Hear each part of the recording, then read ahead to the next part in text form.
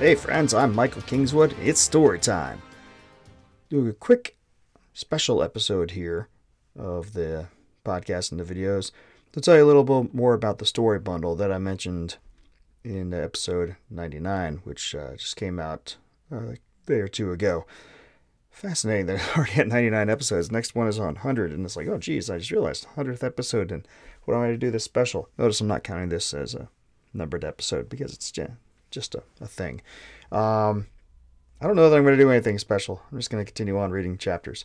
But anyway, I want to spend a little more time with this story bundle. Give it the undivided attention it deserves because it is a very cool thing. Never done one of these before, and I want to shed as much light on it as I can. Make sure that it gets as much love from you, the reading public, as possible. And because just doing my part.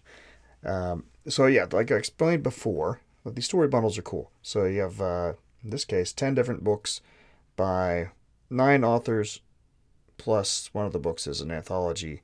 So there's a dozen authors in that one, but let's say 10 books. And most of the time you go buy 10 books, right? You got to go to the store and go, pay X amount of each one. You end up spending a whole bunch of money. This story bundle is set up so that you can get a bundle at a discount, and you set the price that you want to pay. So you go and, in this case, since there's 10 of us, they cut it off at, they give some suggested prices. At $15, you get 4 of the books. Above 15, you get all 10. And so it ends up being less than you would pay for most of the books, even if you just got the 4, but much less if you get all 10 at once.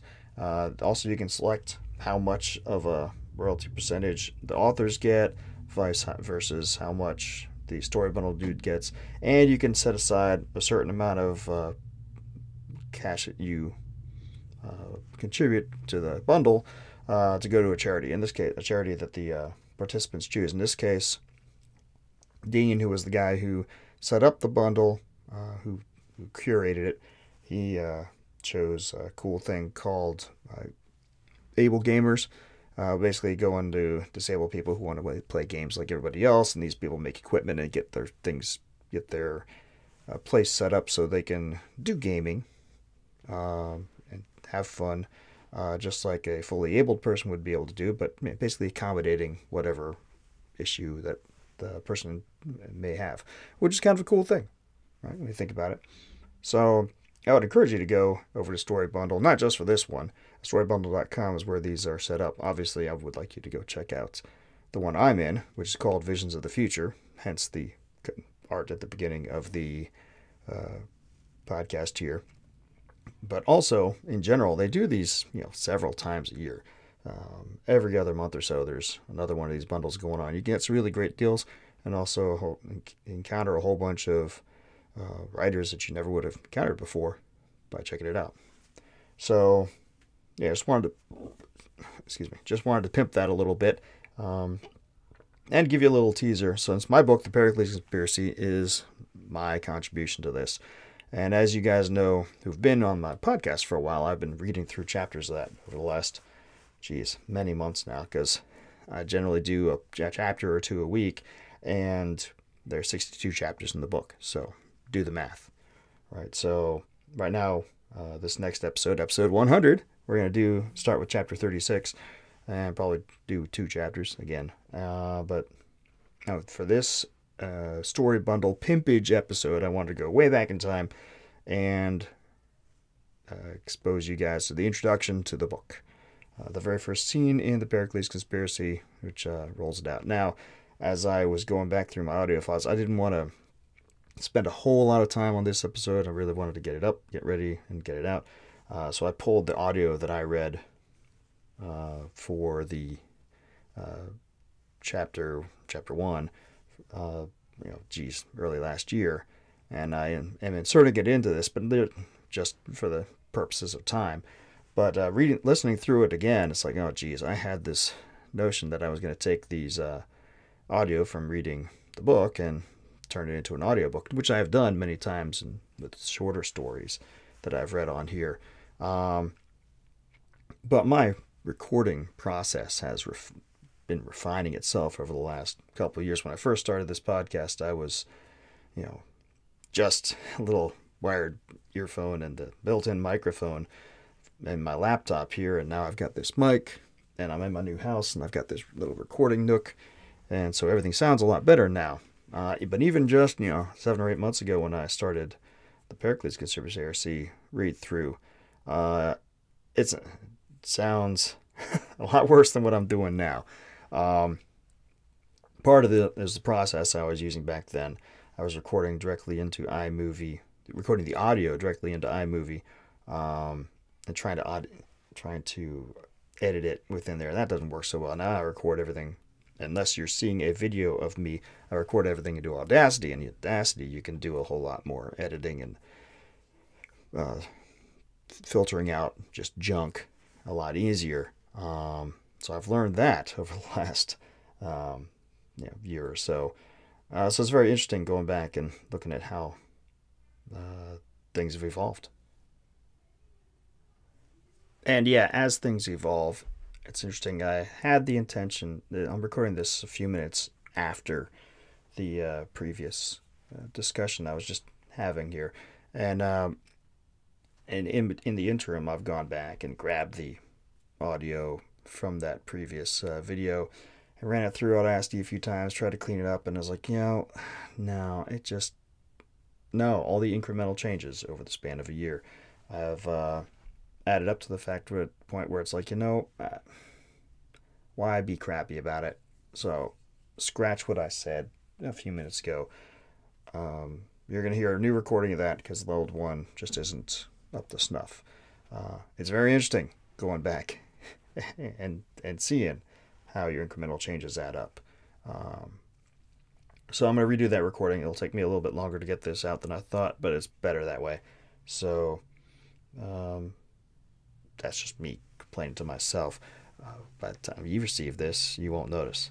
But anyway, sit back, listen to the opening of the Pericles Conspiracy. Some of you guys who've been following me have already heard it. If you guys are new, welcome.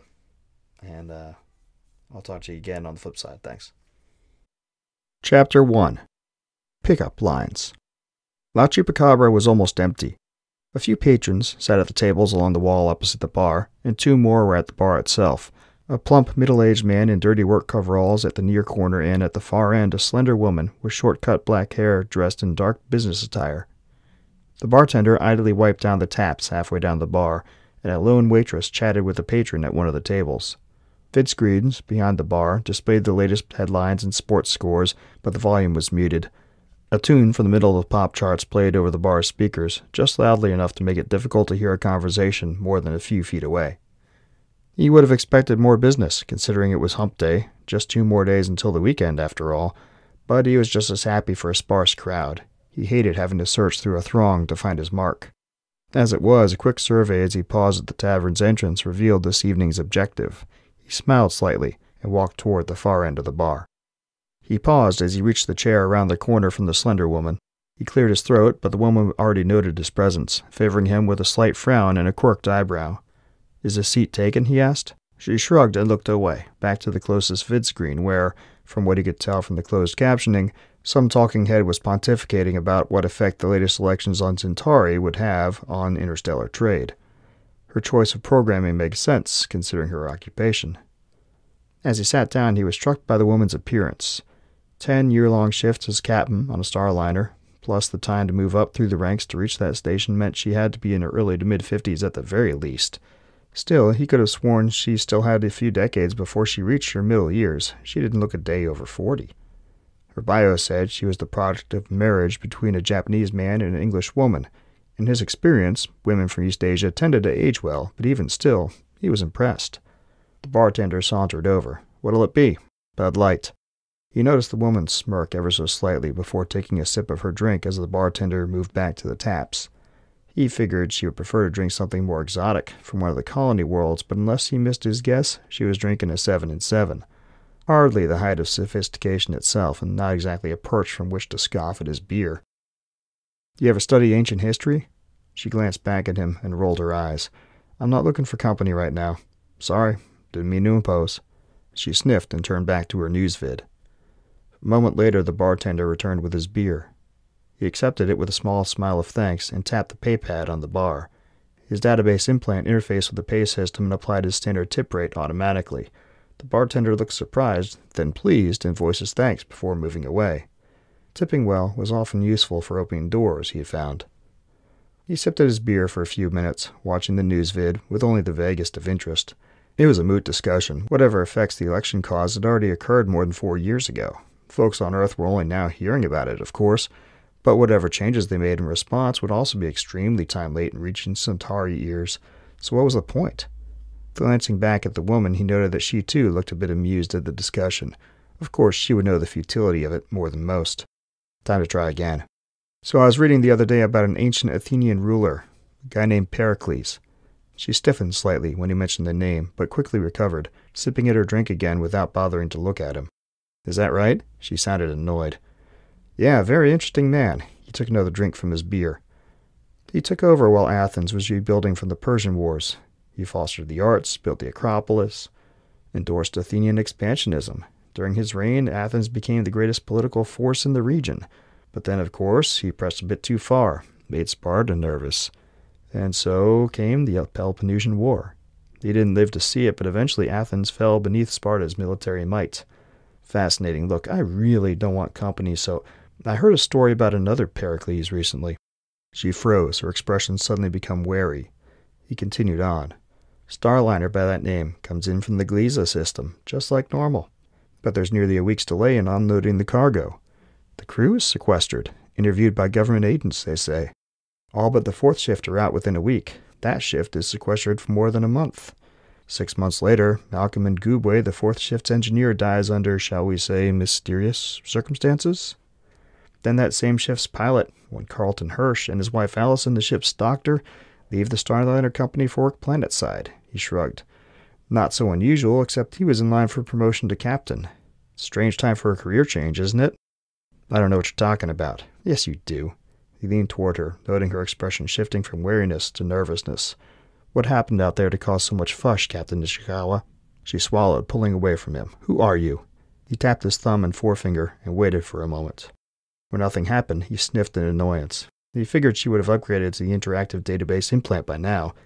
She'd been back long enough, and those implants made forgetting names a thing of the past. He always kept old-style holocards, though, just in case. Pulling one from his pocket, he slid it across the bar to her. His credentials were plainly visible. Jeremy Reynolds, investigative reporter, Star News. She picked it up, her eyes narrowing as she read it. Then she stood, dropping the card onto the bar. I've got nothing to say to you, Mr. Reynolds. She turned to leave, but stopped as Jeremy grabbed her arm gently. There are rumors of a new strain of disease on board. The public has a right to know the truth, Captain. She hesitated, then pulled away from his grasp. Good night, Mr. Reynolds. With that, she walked away at a brisk pace. She was out the door quickly and never looked back. Jeremy remained in his chair for several minutes more, finishing his beer and shrugging off the bartender's quip about him striking out. There was definitely something there, and he intended to find out what it was. Okay, yeah, that is a whole lot better.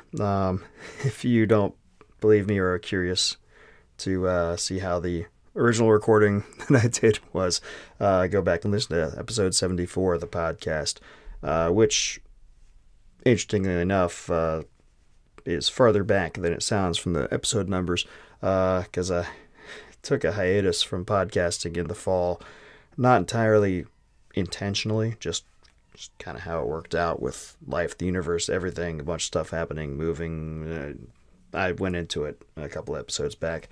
Anyway, it didn't take too long to re-record it, and it sounds much better now. So hopefully you liked that. Hopefully you found it intriguing. If you want to know what happens in the rest of the story, well, then you can go to the Storybundle, storybundle.com/sci-fi, I believe is the link. I'll include it in the show notes here. And go pick it up. Not only just my book, but 9 other awesome books that are available from great writers, most of whom are far better than I am. So that's it. Just wanted to pimp this real quick. Hope you guys are having a great weekend. It's Saturday early afternoon as I record this. I'll probably get this up Saturday evening, maybe Sunday morning. Yeah. So, again, thanks for tuning in. go check out the story bundle, check out all the other awesome writers who are involved in it, and I'll see you next time with more chapters, continuing on with my read-through of the Pericles Conspiracy. Until then, don't do anything I wouldn't do.